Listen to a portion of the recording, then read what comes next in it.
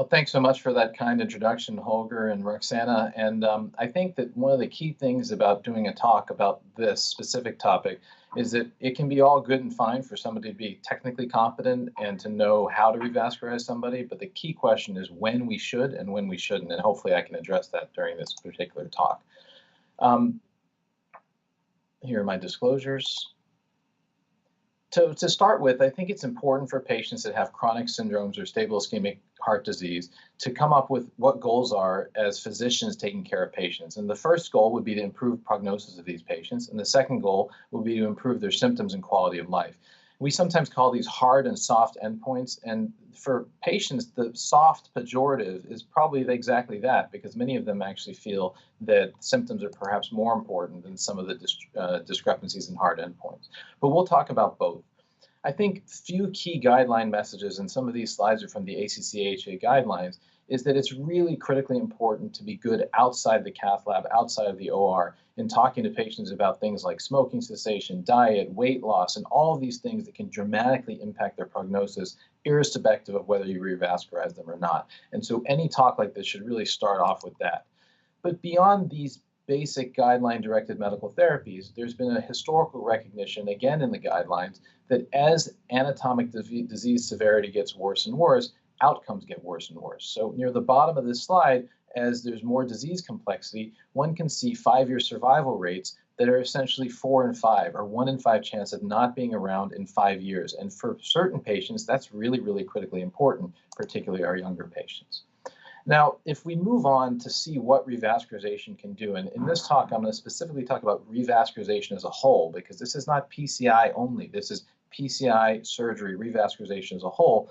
We can see that even in blinded assessments like in the Orbita trial, we can reduce ischemia by revascularization. And in this case, this was PCI, but similarly, CABG has shown similar outcomes. Beyond just reducing ischemia, though, this is data on surgical revascularization for disease like left main disease, prognostically important disease. 2 randomized trials, yes, it was some time ago, but we really didn't need a lot of patients to be randomized in order to demonstrate a clear survival benefit from surgical revascularization in this case compared to medical therapy alone.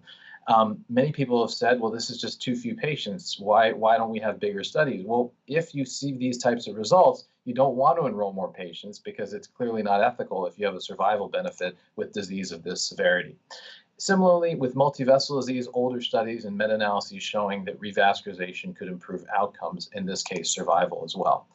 And that's really setting the stage for the ischemia trial in the sense that we think that revascularization can improve outcomes. Most of the data is with surgery. What about PCI? This is just a meta-analysis of studies looking at exactly this, spontaneous MI, so discounting paraprocedural MI, which is an important consideration and we'll talk about throughout this talk. Can PCI reduce myocardial infarction? And in this meta-analysis, late spontaneous myocardial infarction was reduced by PCI.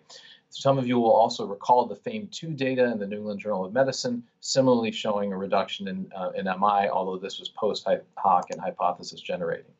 So with all of these streams of data, the question is, can a strategy, an invasive strategy, reduce myocardial infarction or cardiovascular death compared to medical therapy alone? And this sets the stage for the ischemia trial.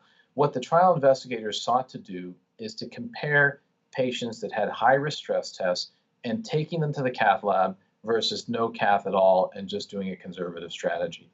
They originally aimed to enroll up to 8,800 patients, but because of slow enrollment, this was curtailed, and the endpoint actually changed from cardiovascular death and MI to a 5-point composite endpoint. Now, remember, I showed you before that left main disease is prognostically important, and revascularization, surgical revascularization, saves lives. So what the investigators did is they did a blinded CTA upfront to rule out left main disease because it would not be ethical to randomize those patients. In addition, they wanted the CT to show some evidence of disease, and you basically needed to have 50% stenosis in one artery or more to be able to get into the clinical trial. So that CT was done in a blinded fashion. The investigators didn't see it, and then patients were randomized to medical therapy alone versus medical therapy plus an invasive strategy which consisted of catheterization with subsequent triage to surgery, medical therapy, or PCI. Now, it's important to note that the median follow-up in this trial was 3.3 years. So if you're a 65-year-old patient that was enrolled in this trial, and that was the mean age of the patients, We're not talking about what happens when they turn 70, 75, and 80. We're talking about follow-up from the trial that we have to date of a median of 3.3 years in this trial. And that's an important consideration to make as well. So it's important to also note that the patients that got in via stress testing that showed moderate to severe ischemia in the majority of patients, 80+% of patients. Of note, 25% of patients got in with a routine treadmill test, although there were additional clinical criteria that implied that these patients, or ensured these patients had a higher risk as well. Now, once they got into the trial and they got randomized, what's very, very important to recognize is not everybody got revascularized. I have heard so many people over and over again refer to the ischemia trial as a PCI versus medical therapy trial. Remember, 80% of patients who were in the revasc, or the invasive arm, got revascularization. So 20% of patients in that arm got no revascularization whatsoever. Further, in that revascularization arm, a quarter of the patients, because they had likely severe disease, actually underwent surgical revascularization with cabbage. So no, ischemia is not a PCI versus medical therapy trial. It is a strategy trial of cath versus no cath and what happens downstream. In addition, it's important to note that there are patients in the medical arm who actually underwent subsequent revascularization. And those patients, it occurred approximately a quarter of the time as well. So that also can impact how we interpret the results of the trial. Now, in terms of what actually happened, this is the primary endpoint, the 5-point composite endpoint, which was no different with both arms of the trial. However, what one can appreciate over time is there's a difference early and a difference late. Why is that? Well, it makes sense. If you're going to take somebody and do a procedure on them with a potential revascularization, there are going to be more paraprocedural events. But what's interesting is that in this trial, those events were actually offset by a decline in late events seen in the invasive arm of the trial. In fact, it didn't just come out to be equal. You can see around 2 years is where they became equal again.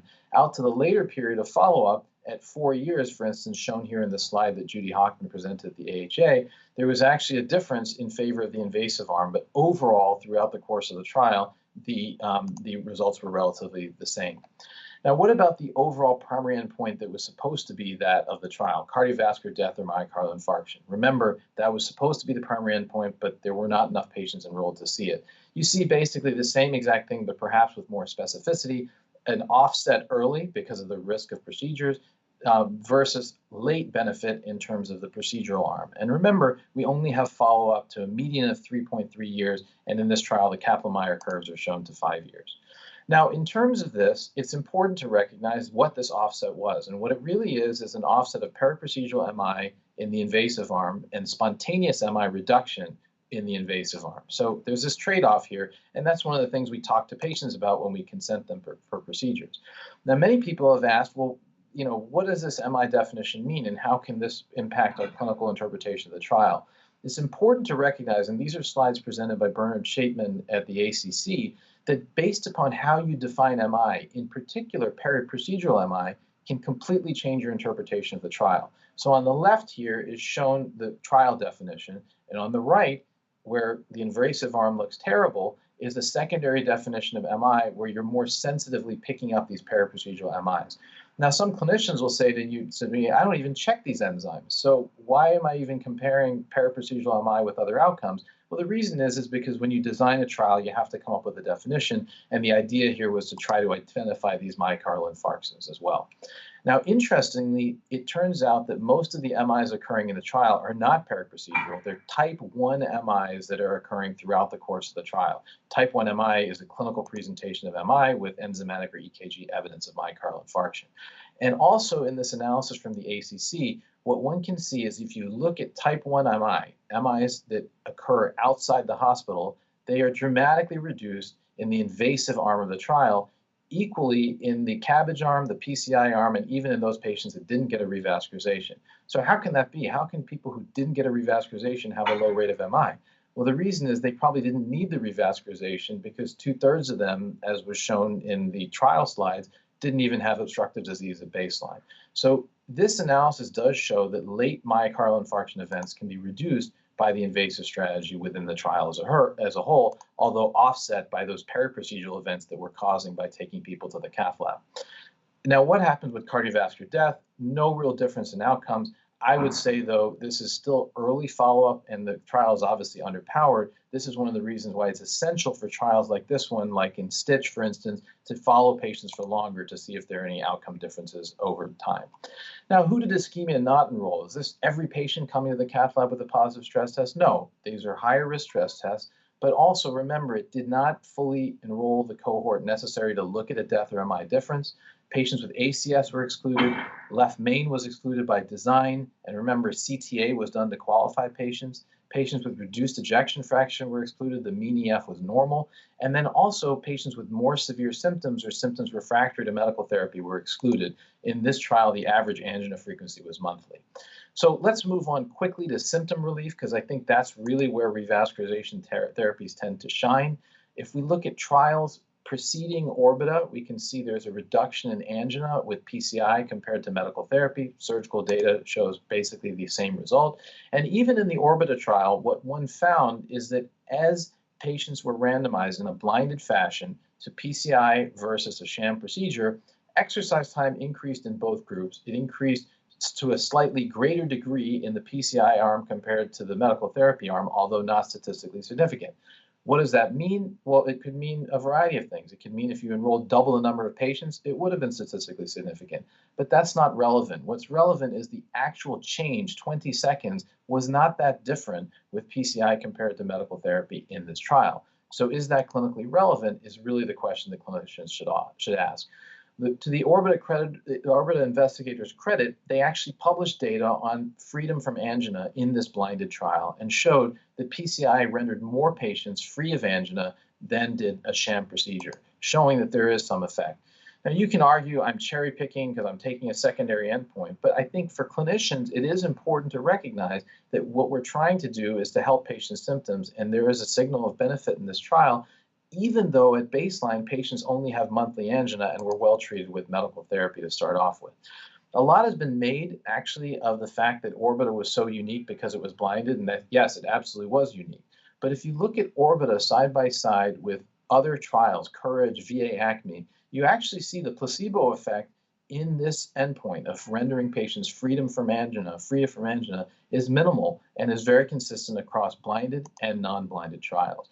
To the investigators' additional credit, they've actually done an analysis where what they did is they took patients and they had them exercise in the cath lab before a PCI, then they did the PCI and had them exercise again.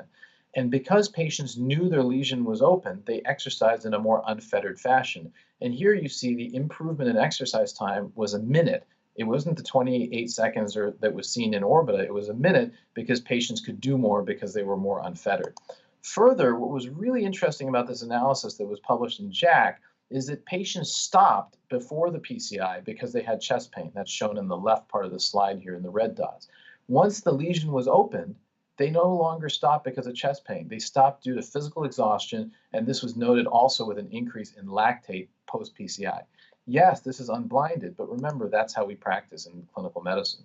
So let's move on to the ischemia trial. What did this show? Well, what's really important is that anginal frequency was assessed assiduously within this trial to determine what would happen with an invasive versus a conservative strategy. At baseline, patients had a mean Seattle angina frequency of about 80, which is monthly angina. They're not having a lot of symptoms. They're having angina once a month to start off with. And that was by design, because if you randomize patients with more frequent angina in the trial, they would have all crossed over and gotten cath. This is just the overall distribution showing that about a third of patients had no angina at all. And what John Spertus presented at the AHA and published in the New England Journal is really critically important. And what it means is that if patients have more frequent angina, first of all, overall in the trial, angina was reduced with the invasive strategy. But if you have more frequent angina, this is where the greatest reductions were seen. This slide that he presented at the AHA is complicated, but I'll try to take you through it quickly to help you understand. What it shows in red is the invasive arm, and in blue is the conservative arm, and how many patients are free of angina over time. What it shows is that if patients start off with weekly angina, you only need to treat 3 patients to render one of them angina-free if they start off with weekly angina. On the other hand, if you actually start off with no angina, there's really no difference in the two arms in terms of how they feel because they were feeling fine to start off with. So this slide needs to be animated and it takes some time to go through, but these will all be online and you can look at them in more detail. I'll also state that in the follow-up period of ischemia, these results were durable over time and didn't go away after the randomization. Of note, this was in addition to the fact that patients had actually had significant differences in anti-anginal therapies. There was less anti-anginal therapy in the invasive arm versus the conservative arm of the trial, and DAPT was only used predominantly greater in the first year and a half or so of the trial as a whole. So just to sort of conclude in terms of the symptoms, how do patients with real symptoms actually feel after revascularization? Well, the reality is they'll write you notes like this. I thank you for all of your help. It's a great feeling to be angina-free. And by the way, they're on less medications when you do it. But do every patient need to be revascularized? And this is really important as we talk in light of the cases that were done yesterday in CTOs. The answer is no. And similarly, if you take the time to discuss these decisions with your patients, they'll send you letters like this. And this is a patient who was referred for CTO revascularization who we treated medically and thanked us for all of our help and for explaining why the patient didn't need revascularization. So in conclusion, this is my summary slide. I think it has to be an individualized decision. This data has helped inform our practice, but bottom line is if we have more severe symptoms, higher clinical risk, those things would favor an ischemia-based approach to coronary revascularization. Less symptoms, less risk, going to favor medical therapy. And to start off with what I started in the slides, remember everybody has to have good medical therapy, and it's important to come out of the cath lab into the clinic and offices and patients' homes with our interventions to achieve the best clinical benefit for those patients. Thanks so much.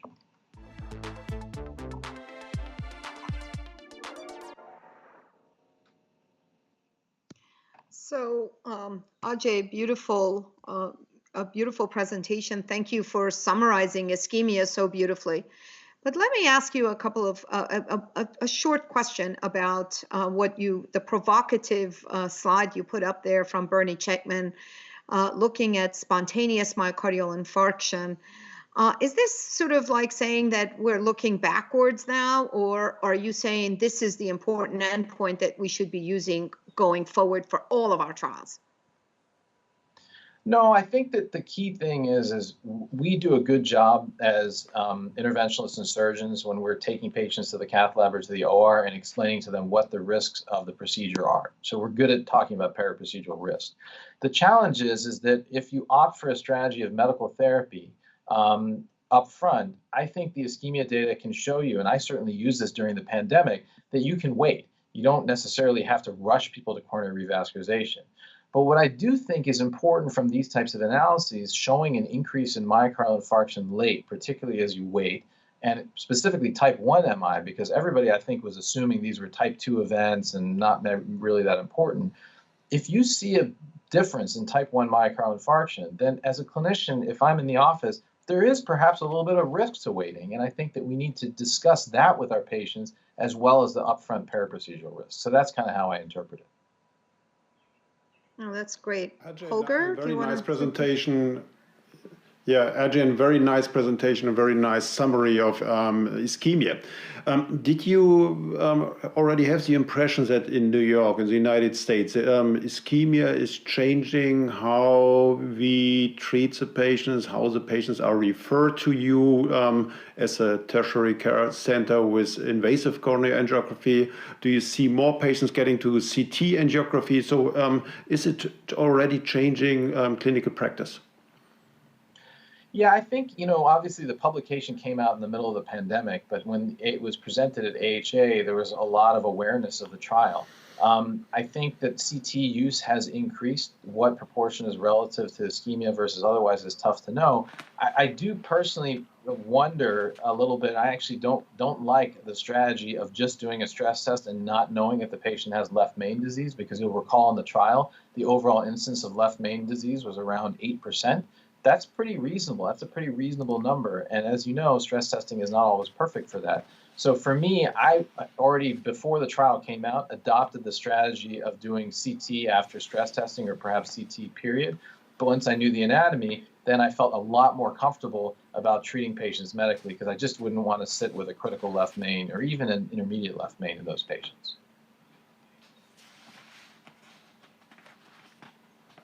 So David, David, I want to go to David. Yeah, I wonder what David thinks about. What's your take on ischemia? How has that changed your practice in the UK? Yeah, so I think it was a fascinating trial, and I mean they did it extremely well, and they did it as well as you can possibly do when you're faced with trying to randomize people who have angina. And people know that stenting is available, they know it's effective treatment, they know that from friends and associates. And I think it's really telling, and it was the same in Orbiter, that the frequency of the angina of these patients was really pretty modest. Some of them didn't have angina at all. On average, they only had it once a month. I mean, to be frank, if you have someone who has angina only once a month, you're very much on the edge between medical therapy and intervention anyway. So for me, it was disappointing that the trial having been done so carefully and so well, the headlines, if you like, that came out of it were sort of anti-cardiologist or at least anti-interventionist, sort of saying, oh, again, look at all this stenting that's going on that's unnecessary. And actually, I think, as Ajay has beautifully demonstrated, there's a lot within the trial, even though the patients were relatively lacking in symptoms in the majority of cases, that is actually very positive for PCI.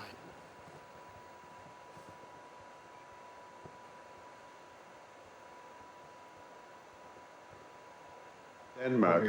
Is CT more used now after ischemia came out during the AHA, and now the publication in March in the New England Journal of Medicine is your impression in the Danish system that more CT is now done, or are still patients referred to invasive coronary angiography?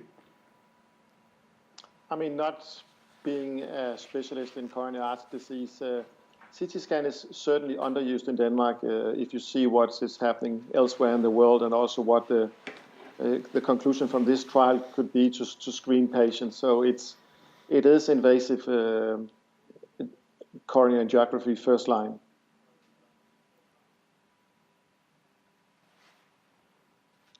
So, I wanted to say that, I agree with all of the points that are being made. I think ischemia and I think Ajay put it beautifully, that ischemia has kind of put us in this place where we no longer have to rush to the cath lab. And I think that's a really, real big relief. We can actually think about and talk with the patients about their choices and goals of treatment, and actually optimize and have time to optimize their medical management so that we could really get the best possible results should there be a choice for an invasive revascularization. And I think that really, really is one of the best things that ischemia brings forth. What I do think, though, despite the fact that you're showing a reduction of spontaneous myocardial infarctions, that we actually saw very prominently in favor of invasive strategy at beyond a year or even beyond 2 years, and it would be great to see, there was no real impact on mortality despite that, because they really did do a very in-depth analysis. And I think one thing that we can say, that despite all the benefits that we will be showing to our patients with stable ischemic heart disease, we are not offering improved longevity. And I think that's an important thing that many interventionalists have to take away and stop telling their patients, I just saved your life, I put a stent in you, because I don't think that that's a right message to our patients. But what we can do is improve the quality of their life, their angina frequency, their need for extra medications to control their symptoms, and reduce spontaneous myocardial infarction probably over a long period of time. And I think that's how we should be talking to the patients. And I think that has changed the way many should be addressing their patients with stable ischemic heart disease. Yeah, I agree completely. But honestly speaking, sorry. Yeah, so honestly speaking, this is exactly what we already knew before ischemia. So we knew based on courage, we knew based on many other trials that PCI is not leading to longer life in these patients if we do a PCI. And we already knew before that we can reduce the symptoms. And to be honest, I never told the patients, and I've put in a standard, now you can live longer. Maybe ischemia is now more reinforcing this what we have already known before. I think this is a major difference now. So Ajay, you wanted to add something, sorry. No, I was going to say, I think the way Roxana is formulated is exactly correct. I think that, to be honest with you, I think if you start with patients with a normal ejection fraction, you're preventing myocardial infarctions. If that, is truly borne out, we need other data. We need this to be published to sort it out. That is kind of important, especially over time. And that's the reason I made the point. The mean age is 65 and the median follow-up is 3.3 years. And if anything has been shown from trials like SHOCK, from trials like STITCH, we do need longer follow-up. But I don't think all-cause mortality is going to change. It may be that cardiovascular mortality perhaps changes, but it's not a ton. And that's why, I think that we have a little bit of luxury of time to talk to patients. And we have to be honest about it. There are people, as you said, who've been telling patients the wrong thing. And that's not the right way to practice medicine. So I couldn't agree more with your comments, Roxana.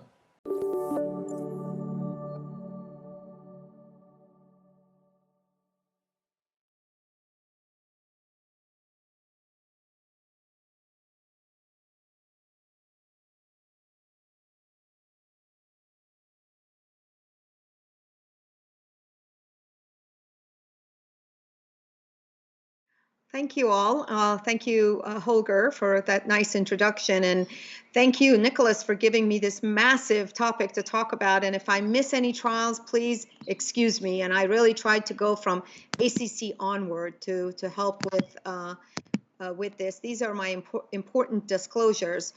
And please go online to look at my disclosures deeply, because I did, my institution through institutional grants has received grant funding for multiple research projects from pharmaceutical trials that will be mentioned here. So I thought maybe we can start, and I thought it was a wonderful presentation that we did see at the ACC on genotyping and understanding how can we guide our PCI better, and can pharmacology be guided that way? And that was the Thiele PCI, and a long-awaited sort of journey for the Thiele PCI to try to understand genotyping. This was basically showing and asking the question, can we use a DAPT strategy based on the CYP2C19 loss of function status, and can that improve outcome? And that is a pretty important question that was evaluated in these large numbers of patients. And actually, if you can see that even though the overall data was not significantly different and they missed the endpoint, you can see that with use of genotype guidance, there was some reduction in the primary endpoint of cardiovascular death, MI, and stroke. But obviously, this did not reach statistical significance. It's a large enough trial to say, well, it didn't show a difference. And but I don't know that it's completely a miss. And I think it does show you that those patients who are missing the CYP2C19 and they're carriers of the CYP2C19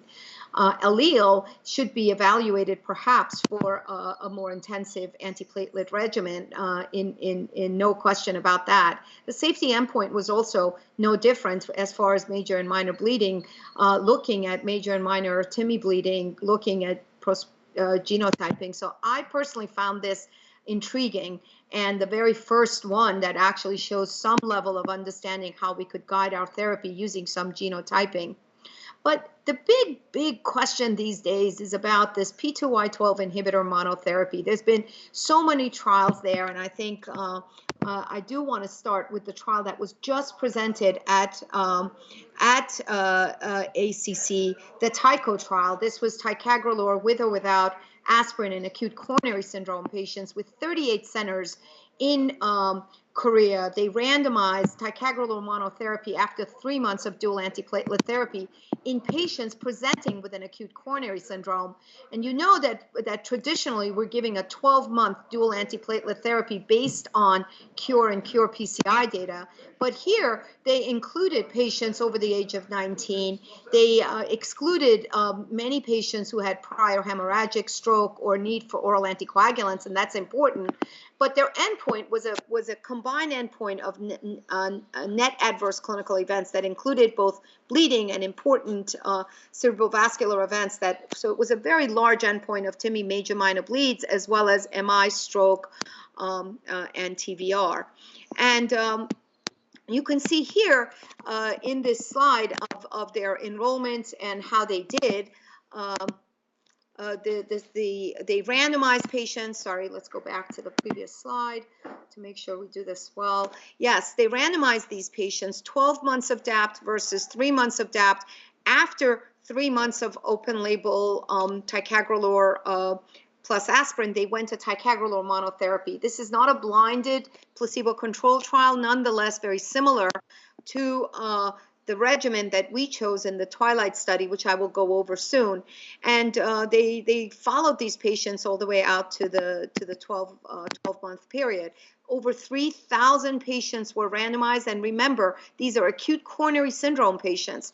And they found a dramatic reduction, actually, and you can see that very, very nicely in the 12-month net adverse clinical events that began occurring right at the 90 days where there was an important change, and it was mostly driven by, of course, bleeding complications, as you can imagine.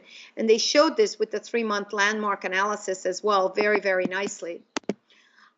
If we go to the bleeding endpoints, you can see that most of this benefit is driven, as you would imagine, by dropping aspirin. You really are dropping these important major bleeding events. And then importantly, if you look at the cardiovascular events, even though they're showing a trend towards an improvement of the cardiovascular events, I would really, really want to make sure that people are understanding that this is really underpowered for the cerebrovascular and cardiovascular events, and we really should be only focusing on the fact that there is no harm in dropping aspirin, and that would be my take of the TIO study, which was very, very important.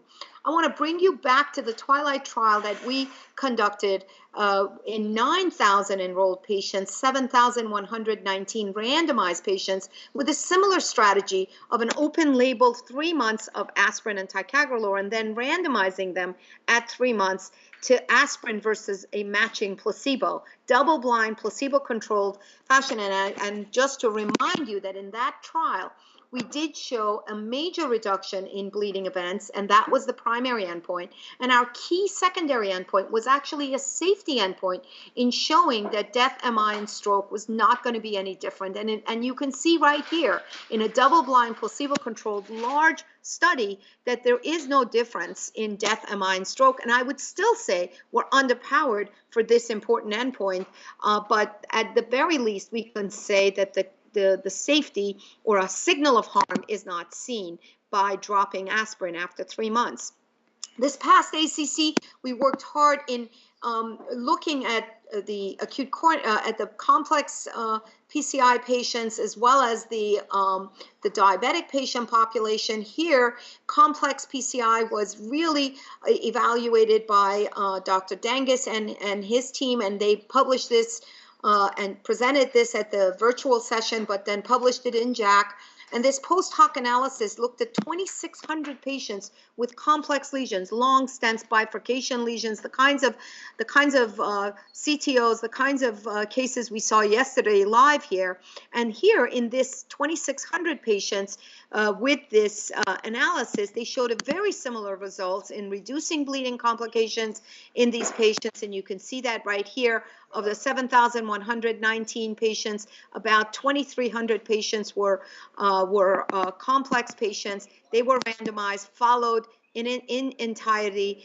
You can see that the number of complexity was mostly in these long stents. Bifurcation, CTO was 19% of those. Left main target lesion, 15% of those patients were complex lesions. And so you can kind of think about what kinds of complexity were included.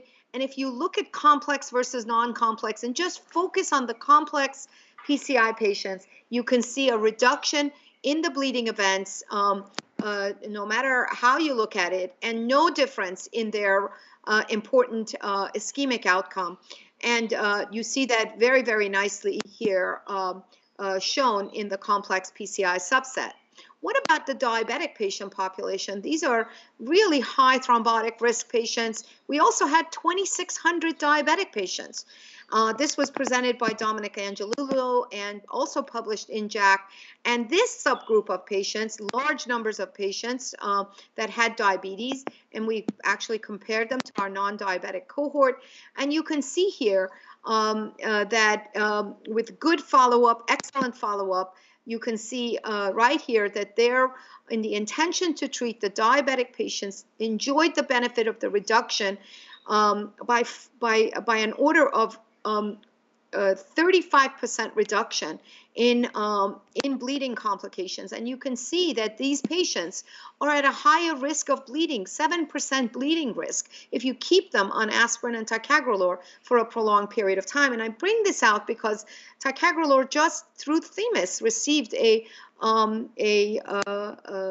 diabetic patients, received a FDA approval for diabetic patients. So I think it's really important in the context of PCI to think about this. And in fact, in the diabetic patient population, dropping the aspirin and going to placebo, there was no difference in the death, MI, and stroke. A little bit lower. We're not going to make any point out of reduction, but at the very least, the bleeding avoidance strategies in diabetic patients, even in the complex patients, was beneficial in reducing bleeding without increasing ischemic events in this patient population. So I think this P2Y12 inhibitor monotherapy is going to be very, very interesting for us to kind of think about as we move forward as a possibility. And as we are evaluating risk-benefit ratio for the patients, especially those at high bleeding risk who happen to also need and hopefully they can enjoy the benefit of a potent P2Y12 inhibitor such as ticagrelor for a long period of time. Now, I want to say that it's important for you to kind of think about the use of clopidogrel as a monotherapy P2Y12 inhibitor, and I think that I would be very, very remiss to say that without testing, without knowing whether or not the patient is responsive to clopidogrel, I would be somewhat cautious in dropping that. What about prasugrel in view of ISAR React 5 and the fact that they showed, in fact, even an improvement in the clinical outcomes compared to ticagrelor? The P2Y12 monotherapy question with prasugrel has not been answered, and so I think we need some time to evaluate that. So now I want to move into the big conundrum of combining antiplatelet and anticoagulation therapy, and I think that's also an important topic. So if we can go to the next slide, I'll show that. Here is the rivaroxaban story with the study that was evaluated by Mark Banaka and shown, the Voyager PAD study published in the New England Journal of Medicine. This is the largest study in the largest numbers of patients undergoing peripheral revascularization, symptomatic lower extremity PAD patients with a background of aspirin and clopidogrel, and then a randomization in a double-blind placebo-controlled fashion to placebo versus the 2.5 milligram twice daily of rivaroxaban, with a primary endpoint of acute limb ischemia, major amputation, myocardial infarction, ischemic stroke, and death, and then, of course, important to me, major bleeding. If we can go to the next slide. This is was the primary efficacy endpoint in favor of using this triple therapy in this patient population post peripheral vascular intervention for reduction of acute limb ischemia, major amputation, for vascular cause myocardial infarction, ischemic stroke, and cardiovascular death, with a 15% reduction in this large numbers of patients. I have to say I was very surprised to see this additional benefit in these PVD patients, in line a little bit with the COMPASS study that actually had very, very good data on PAD patients. Next. I'm going to show you the safety endpoint. The safety endpoints, whenever you give a drug that causes more bleeding, and it should be noted that even though TIMI major, which was the principal safety outcome, TIMI major is really a 5 grams per deciliter drop or intracranial hemorrhage. This didn't seem to be statistically significant, and the numbers needed to harm was 125. But let's not forget that TIMI, there was a higher bleeding using ISTH, major bleeding, so we have to again take that into consideration. But these were pretty good safety outcomes in terms of looking at bleeding endpoint with addition of rivaroxaban at 2.5 milligrams PO/BID. Next slide. So I think, there was, we could say very nicely that even though there was a higher incidence of ISTH major bleeding compared to aspirin alone, the use of the 2.5 milligrams PO/BID with aspirin in this patient population showed a significant reduction in the ischemic outcomes. So thinking about using rivaroxaban in these patients is an interesting and important benefit for these patients to consider. Next. Then I wanted to kind of talk about the data that was presented by Deepak Bhatt from the COMPASS diabetes study, in line with what we had seen. This was, if you can be reminded, the COMPASS trial was a very large trial, 27,000 patients with rivaroxaban, 2.5 milligrams BID plus aspirin versus rivaroxaban 5 milligrams BID alone and aspirin alone, with a 3 to 4 years follow-up in patients who had some level of cardiovascular disease, and then in that large patient population there was a 6,900 patients who had diabetes. Next. You can see here, in line with the original COMPASS trial, that even though the diabetic patients had the highest level of events, there was a major reduction in their event rates. It was both for diabetes and non-diabetics, but take a look at the absolute risk reduction, which was even that much higher in the diabetic patient population. The next slide will show us the safety endpoints. Next. Yeah, I think it's really important to look at these safety endpoints, and despite the fact that you're not seeing, you're start to see that whenever you give a patient a drug that causes and is a pretty potent anticoagulant, you're going to have some more bleeding. So with aspirin alone versus the rivaroxaban plus aspirin, there was a little bit higher rates of bleeding. So you can see 4.4% versus 3.2%. So an important thing to consider. No difference in their intracranial hemorrhage or fatal bleeding, but there is some differences in even in diabetic patients. Next slide. And I think we showed you these data that, yes, you could, in diabetic patients, if you want to kind of think about who could benefit, diabetic patients, those patients with PAD, if you are considering low-dose rivaroxaban plus aspirin therapy as a long-term treatment for these patients. Next. Lastly, I want to talk to you about this analysis that Stefan Windecker presented. This was AF and acute coronary syndrome patients from the Augustus trial, but we looked at the patients who had PCI versus those who were medically managed. And I think it's really, really important to look at that patient population. Go next.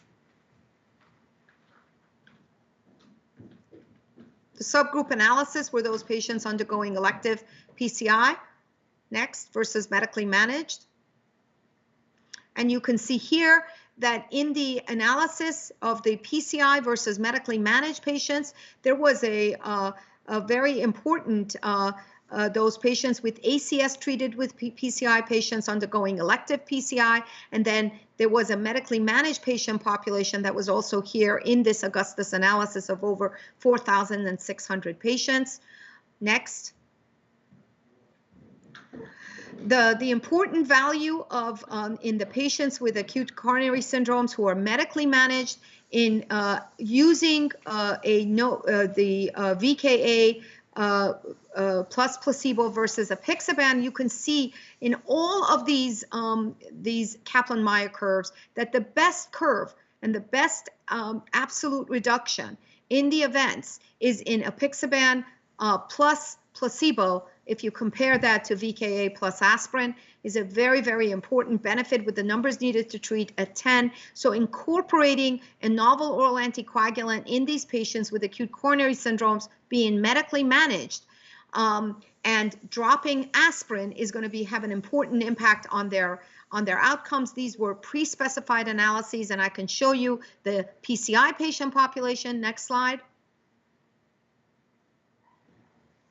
And you can see exactly even further separation when ACS patients are treated with PCI to dropping aspirin, incorporating a novel oral anticoagulant. You can have a major reduction in bleeding and reduce death and hospitalizations. Next.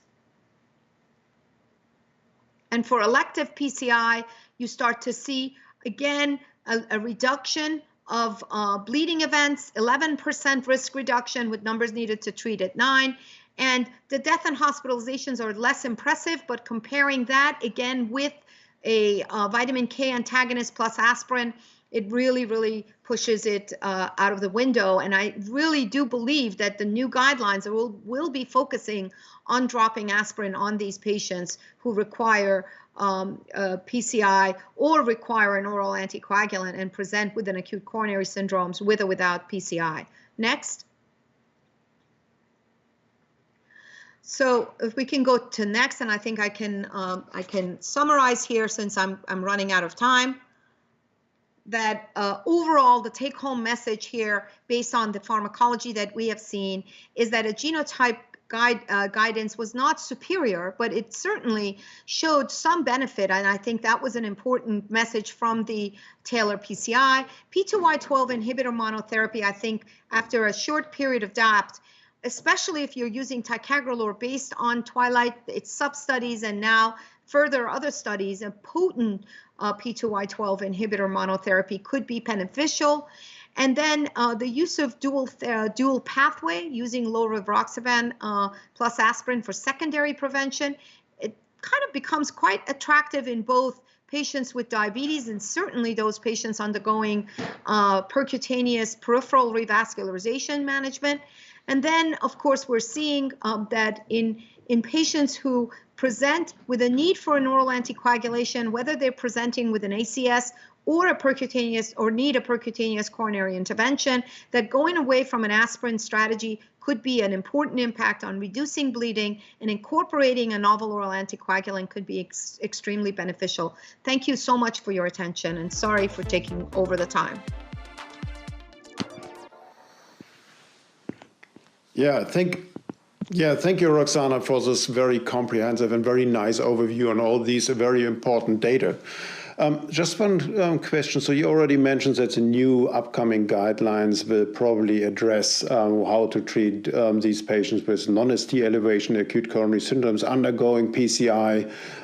As you may know, I'm the chairman of the upcoming EC non-ST ACS guidelines. I'm not allowed to chair how the guideline recommendations will be. They will come up in the end of August. But what is your clinical practice now based on Augustus? Do you skip aspirin, and at what time do you stop aspirin in these patients? Because probably we agree aspirin is needed for peri-interventional period, but when should be the best time to stop aspirin in these patients? No, so this is a very, very important question, and I still believe that the default strategy should be a no aspirin strategy at the time of or very quite soon after PCI. The question is how long after PCI? If you look across all of these trials, the average time in the Augustus trial was about 6 days where they did receive before they were randomized. And in that period of time, they did have some aspirin on board. And so I think to say we immediately stop aspirin on everybody, that might be an overkill. And I think it would be an individualized based decision based on the complexity of the PCI and the patient that you're looking at. So Ajay, do we have enough data now based on the Twilight trial, which has just been shown, also on the Korean trial, also to say we stop aspirin now after 3 months? Do we have enough data at the current time point? Because Twilight said, okay, it's a high risk ischemic or high ischemic risk study population. But if you look for the event rates at 1 year were less than 4% for a combined major adverse cardiac event rate, which is probably not very high risk. So do we really have enough data to say we stop aspirin after 3 months or maybe even earlier? I think that the 3-month endpoint, as Roxana stressed, is an important one because there have been other studies looking at 1 month, but it's not exactly the same number of patients, and she does a great job at stressing the fact that the study is not necessarily powered to look at these ischemic endpoints. But I think that especially if you're taking a more potent agent, the 3-month endpoint makes sense. And coming back to that AFib argument, that aspirin thing is not well known. A lot of people actually stop the aspirin immediately at discharge. And what I always wonder, especially because these patients are on clopidogrel, is that if you're doing an aspirin discontinuation strategy with clopidogrel, a significant proportion of people is actually going to not respond to clopidogrel, in which case they're on no antiplatelet therapy. And so that's why I think it's hard to extrapolate the data from Twilight and TICO to non-ticagrelor-based strategies. Presumably it works for prasugrel as well, but for clopidogrel, I think the jury is still out there. So Kendra also joined us. Hello, Kendra. Nice to have you on board as a panel. You also probably have seen now the COMPASS data. Would this something be for you as a cardiothoracic surgeon to consider to use rivaroxaban 2.5 milligrams twice a day for these high-risk patients, to consider it even after coronary artery bypass grafting? What is your consideration on this? I think so, yes. I mean, just watching Roxana's presentation, I was reminded of that data. And certainly that would be a consideration. I think the hard part for surgeons is that we really are concerned about bleeding. Having a late effusion, a late tamponade, you pull someone's wires, and so it becomes this issue where the repercussions of a bleed become much higher in a patient who has a fresh sternotomy, and you know that's kind of an unknown territory. But I think the data suggests that we should be looking at it. I just wanted to just say a couple of words to Kendra's, just to follow on Kendra.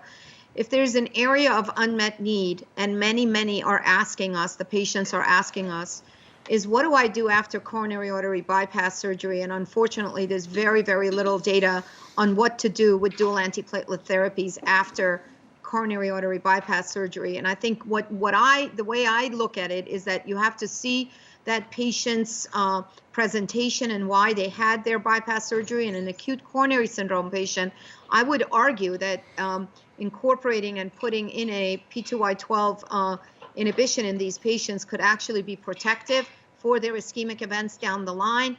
And in certain patients who are extremely high risk, the P2Y12 monotherapy can be very interesting. And I'd love to design a study with you, Kendra, to look at that. So this is a very important study to do.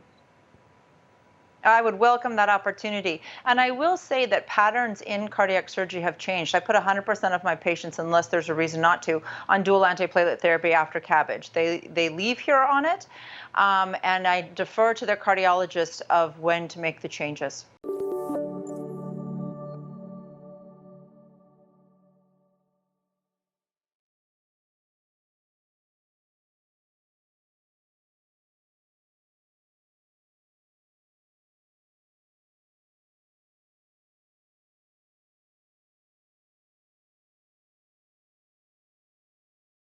Thank you, Roxana. So I'm going to discuss the most recent data on transcatheter aortic valve replacement. And I'm going to divide this talk into 4 different parts, if I can advance my slide. We have seen last year data on TAVI against surgical aortic valve replacement in patients at low surgical risk. We have some considerations about TAVI used in patients with bicuspid aortic valve, and also the durability of these biprosthetic aortic valves. And finally, as Roxana was mentioning, there's also data now on antithrombotic therapy after TAVI procedure. So let's start with the trials comparing TAVI and surgery in patients at low surgical risk. We have seen, again, in a year ago, in 2019, 2 risks comparing it.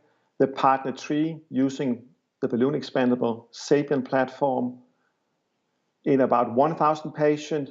Primary endpoint was a combined all-cause mortality, disabling stroke, and rehospitalization. And at 1 year, we saw that TAVI was superior to surgery. The Evolut low risk randomized more patients, 1,400 patients, had an endpoint only consisting of all-cause mortality and disabling stroke, and showed it was non-inferior to surgery. So everyone is now expecting that TAVI is going to expand to these patients at low surgical risk. And also, this was study number 6 and 7, comparing TAVI and surgery. And this meta-analysis of those 8,000 patients who was including in these 7 trials at 2 years looking at all-cause mortality, we can see that if the patient went for TAVI, there was a 12% reduction in mortality. And if the patient was randomized to a transfemoral approach, it was actually a 17% reduction in mortality compared to surgery. The same meta-analysis also looked into the risk of stroke, and patient who's assigned to TAVI instead of surgery had a 19% reduction in stroke. So, of course, this is a quite short-term outcome on patient at lower surgical risk, but we also have longer-term outcome. This was the NOTION trial, actually the first trial looking at TAVI versus surgery in patient at lower surgical risk, and we now have 5 years outcome here.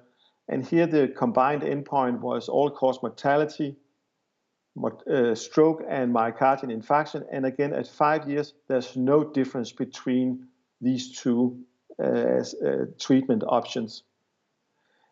The partner trial, the partner 2 trial, included patients at intermediate risk. And we also last year saw that, this year actually saw that data from 5 years. And again, there was no difference in the total cohort of patients with regards to all-cause mortality and disabling stroke at 5 years. But again, this was all driven by the patient who was assigned to a transfemoral approach.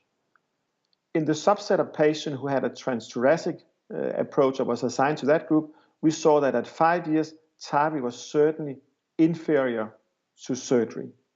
So again, if the patient is at an intermediate risk and you consider to do a transthoracic approach with TAVI, patient will be better served by surgery. So again, there's now been a discussion about everyone at low surgical risk should be offered TAVI instead of surgery. But we have to appreciate that the patient who went into these trials was highly selected. So if you ask yourself, what did we actually mean about low risk? And of course, the definition in the trial was that the patient should be at low surgical risk. But the trial, again, was quite selective to which patient that were enrolled. So particularly in the partner 3 trial, patient need to be suitable not only for transfemoral access, but for a safe transfemoral access. And the patient should have a high take-up of the coronary arteries to avoid coronary occlusion. The patient should have a tricuspid aortic valve. No bicuspid aortic valve was included. There could be no severe aortic annulus calcification, and there could be no calcium at all in the left ventricular outflow tract. So keep this in mind.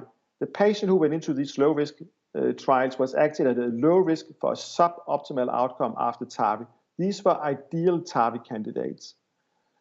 So I think taking this into mind, that these trials may not be representative for all coma patients at low surgical risk, and some of these patients who does not fulfill the criteria for the trial may be better served with surgical aortic valve replacement. When we say low risk, a lot of people think we're talking about younger patients, but remember, it's still elderly patients we are studying. So if you look at all the 7 trials which has been conducted so far, we can see that the STS score has come down from extremely high, around 12%, to less than 2% in the 2 last trials.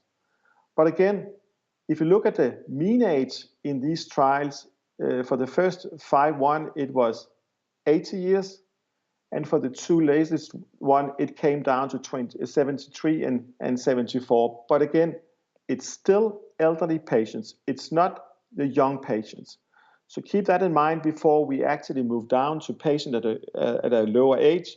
And again, if you go to patient at a lower age, it's going to be a different story. We cannot only use short-term outcome because these patients will have a much longer life expectancy, and we have to take into consideration lifetime management of these patients, what's going to happen when the valve is failing, what's going to happen if the patient receives a permanent pacemaker, and so on. Another important thing, as I already mentioned in these trials, all the trials which has been conducted so far has excluded patients with bicuspid aortic valve. And of course, if you're going to move to patients at younger age, more patients will come forward with severe aortic stenosis based on a bicuspid aortic valve. Both the PARTNER 3 and the Evolute low-risk trial had a registry, not a randomized arm, but just a registry looking at patients with bicuspid aortic valve. So this is a sub-study here from the Evolute low risk, and you can see 150 patients was actually included. Age was less than in the main study. Here it was 70 years of age. Most patients were male, quite some comorbidity. And also remember, bicuspid valve is different types. Is it type 0, type 1, or type 2? And the patient who was most frequently included in these trials were patients with a type 2 left to right fusion of the cusp. And very importantly, no patient with a type 2 bicuspid aortic valve within these studies. These patients are quite rare, but also at a high risk if you treat them with TAVI. And the outcome here was quite positive. All-cause mortality was only 1.3% aligned with the tricuspid randomized trial, and also low rate of disabling stroke. Saying that, Raj Makar also presented a study from the STS registry, a propensity match score comparing patients with bicuspid and tricuspid aortic valve, and it showed that short-term outcome was the same for the 2 entities, apart from disabling stroke, which was more frequently in patients with a bicuspid aortic valve compared to patients with tricuspid aortic valves. And also, despite these valves are severely calcified, treating these patients with TAVI still provided a high gradient, high opening area, and a low gradient. So certainly we can treat these patients and have a good outcome from a forward hemodynamic. And also with the Evolute platform, there was a very low rate of paravalvular leak. None of the patients had a moderate or severe paravalvular leak after this treatment. But again, moving to this younger patients with more bicuspid aortic valve is going to open up for more questions. And one of the questions is, of course, what is the durability of these valves? And particularly if you treat patients with a bicuspid aortic valve, these stent frames are not going to expand to a circular configuration. They're going to be elliptical. And how is that going to affect the durability of a transcatheter heart valve with the internal position of the leaflets, which is not going to work in a circular configuration? So Before again moving to patient at a younger age, we need to look into the durability of bioprosthetic aortic valves. And in the past, we didn't have any good definition about durability, but in 2017, we had the European consensus on this, talking about valve dysfunction and valve failure.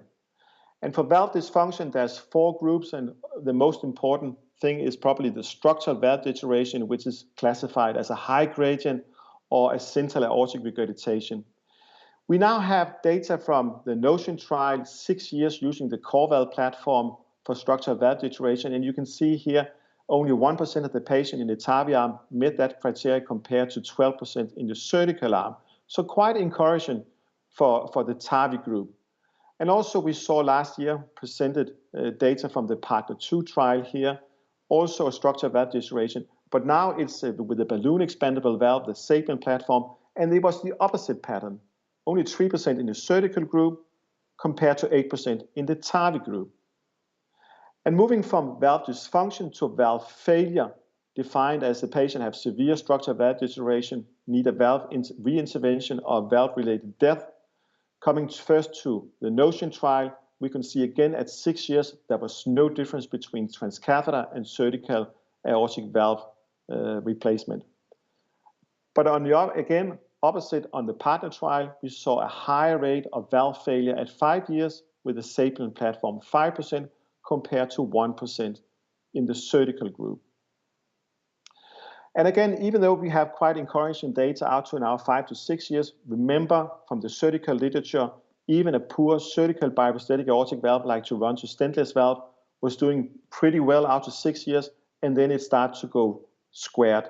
So before actually concluding that the TAVI valve has as good durability as a surgical valve, we need longer term follow-up, probably 8, 10, or 12 years. So to move to the last topic here, trials on antithrombotic therapy after TAVI.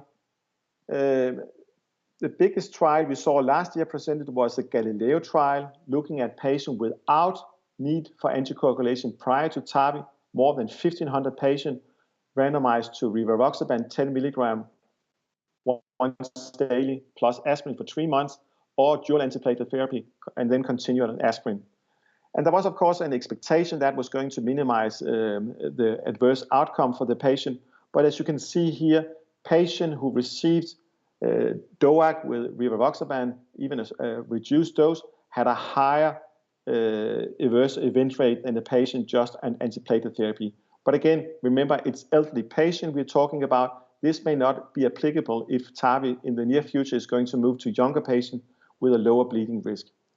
Very interesting in the Galileo trial, there was a sub-study, the Galileo 4D study, which was looking into subclinical leaflet thrombosis, which is seen in somewhere between 15 and 30% of the patient who's undergoing a TAVI procedure. And what it actually showed was that patient who received rivaroxaban had a much lower rate of reduced leaflet motion than the patient who was just on antiplatelet therapy. But again, we still don't understand what subclinical leaflet motion means to the patient. Is it going to impact the clinical output? We still need more data on that.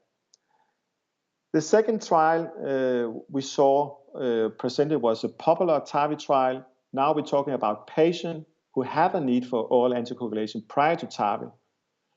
We randomized to oral anticoagulation plus clopidogrel or oral anticoagulation alone. And the primary endpoint was at 12 months. And here we saw again, patient who received a dual treatment had a worse outcome, a higher rate of bleeding compared to the patient who received oral anticoagulation alone. But again, remember, it's still elderly patient. Mean age was 81 years of age, and it may not apply to younger patients. And also here for the popular trial, even cardiovascular death, ischemic stroke, and myocardial infarction there was no significant difference between it, but numerically it was a high rate in the patient who had a dual treatment. So with this, I think I'm going to stop here with the data we have seen recently for patients undergoing transcatheter aortic valve replacement.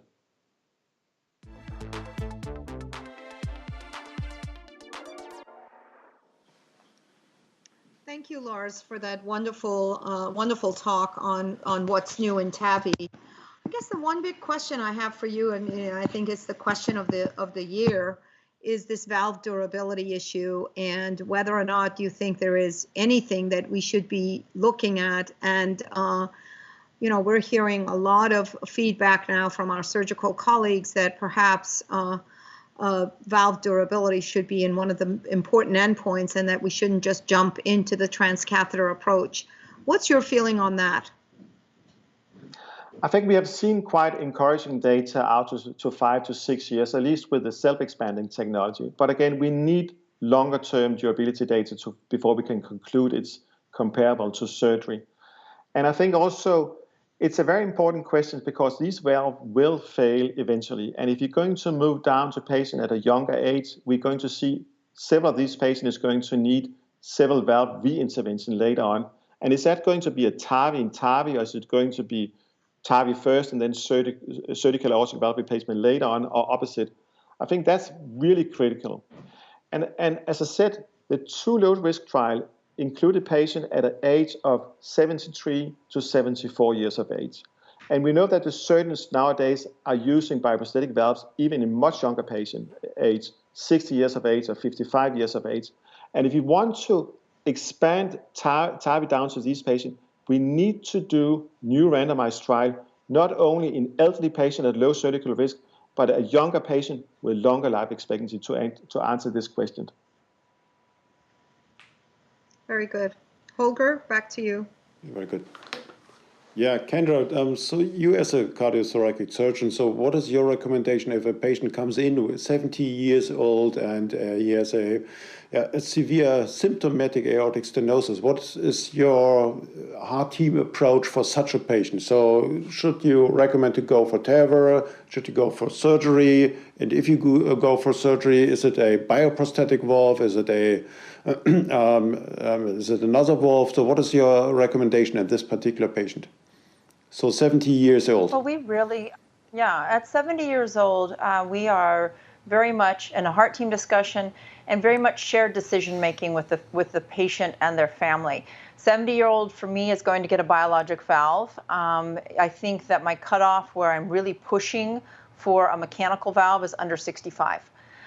The problem that every patient sees is that with a mechanical valve, it's going to be a lifelong valve, but it seems like every patient knows someone who's had a complication to blood thinners. And so it's very hard for me to talk even 50-year-old patients into a mechanical valve. So if we're talking about the difference between a biologic surgical valve or a TAVR valve, I can't tell the patients that that's going to be a lifelong valve either way. But with the data that we do have, I still expect that they understand that the surgical valve, we have 60 years of data. We can reliably say it's going to last 10 to 15 years. I think that the shared decision-making piece is the biggest point, that the patient understands what we're talking about. Every patient wants the quickest operation with no sternotomy. But that may not be the right choice. And so I think I spend most of the time talking about, okay, what are we going to do next? Exactly like what Dr. Søndergaard was alluding to. This isn't going to be your last valve if you're 65 years old and 70 either. You're probably going to need another valve in your lifetime. So do we need more trials also in patients with bicuspid aortic stenosis? So based on the data Lars just has presented, the results look very nice, even in bicuspid aortic stenosis, very low mortality, very low complication rates. Can we go for it, or do we really need randomized trials in this specific situation? Because this is an off-label use of the valves. So Lars, what are you doing? But I think we know we can do TAVI in bicuspid aortic valve in the elderly patient who had a higher surgical risk. But that's certainly not the same as we should use it in patient at a young age with very low surgical risk. And I think we cannot use 30 days outcome to conclude it's safe and we should just apply it.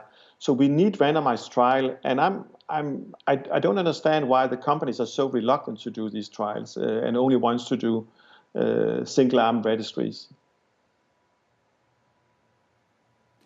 David, we just heard about hypoattenuated leaflet thickening, hypoattenuated leaflet motion. Is CT something we should do in every patient after TAVR, or is it only, should it be done in selected patients where we have an elevated gradient after TAVR procedure? When do you do CT in these patients after TAVR? So, do you mind if I make a comment about what we just discussed a second ago and then come to your question? Because I wanted to say something about the low-risk patients as well. Is that okay? Okay.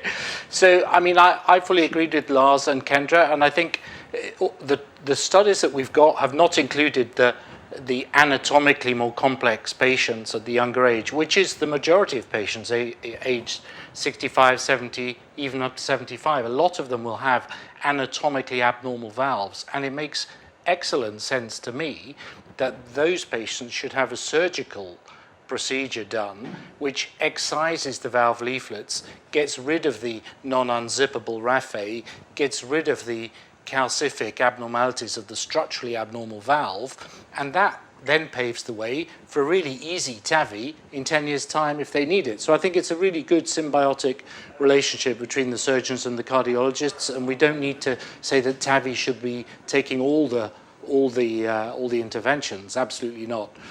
So then coming to your point about the CT scans or follow-up, no, I think that's a clinical study protocol, really. The suspicion came out of clinical studies and a few clinical observations of unexpectedly high gradients shortly after a TAVI. I think it's really hard to decide up front to give people more anticoagulant and give them risk of bleeding. I mean, these are, generally speaking, people who are high risk of bleeding. And, we saw it even with dual antiplatelet therapy and certainly with anticoagulants as well, that the rate of bleeding events is high, and even the less severe but irksome bleeding events for these older patients. So I don't think we should be allowing the non-clinical entities to lead our decision making. I think it should be more judged by the actual clinical outcomes of the patients. So we now have learned about Galileo. Galileo showed that there is an increase in ischemic events and an increase in cardiovascular mortality. Was it the design of the trial because they use rivaroxaban 10 milligrams plus aspirin? We just learned about patients with stable coronary artery disease or with non-STEMI that dropping aspirin is more beneficial. How to treat these patients having some hypoattenuated leaflet thickening, so some gradient after TAVR. So what are we doing nowadays? Because we have also seen the Galileo 4V, so what should we do in these patients? So I think for the patients who have an indication for oral anticoagulation, it's really easy. You give them the oral anticoagulant so long as they can tolerate it. Sure. For the patients who don't have that, it seems sensible to give them single antiplatelet therapies if you've got an anatomically very good result. Some people are preferring dual antiplatelet therapies at the moment. And then if a patient comes back with some symptoms and has an unexpectedly higher gradient across their valve than you'd expect, then of course, perfectly good at that stage to do a CT scan and consider introducing the anticoagulant. And we've seen that in a few cases. I'm sure everybody has seen a few cases where you do that and the gradient very agreeably comes down over the course of 2 or 3 months and the symptoms go away. So Holger, since I was in the on the executive committee of the Galileo, let me just talk a little bit about the choice of how it all went. I think the big question of using and looking at this leaflet mobility issue and reducing the thromboembolic complications was the focus of the Galileo study.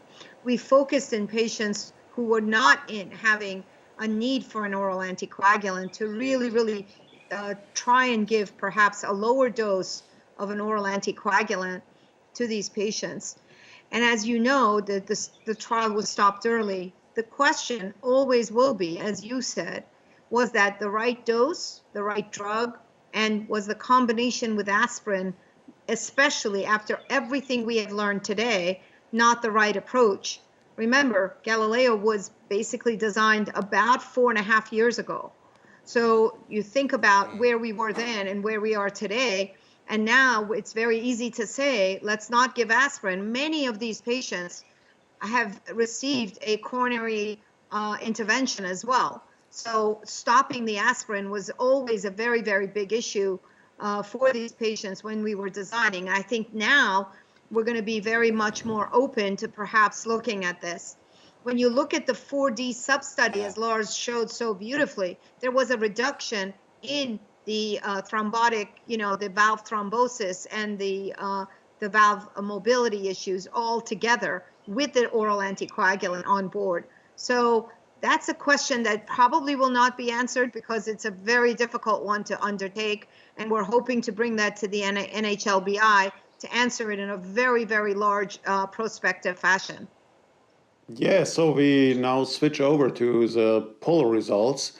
Maybe you can just show us the results. So the question was, is unplanned revascularization an important clinical endpoint in in evaluating inversus versus medical therapy for stable coronary artery disease? And as you can see it here, 84% of all the people are in favor of it. So we should include unplanned revascularization, although many people believe this is a soft endpoint. Yeah, thank you.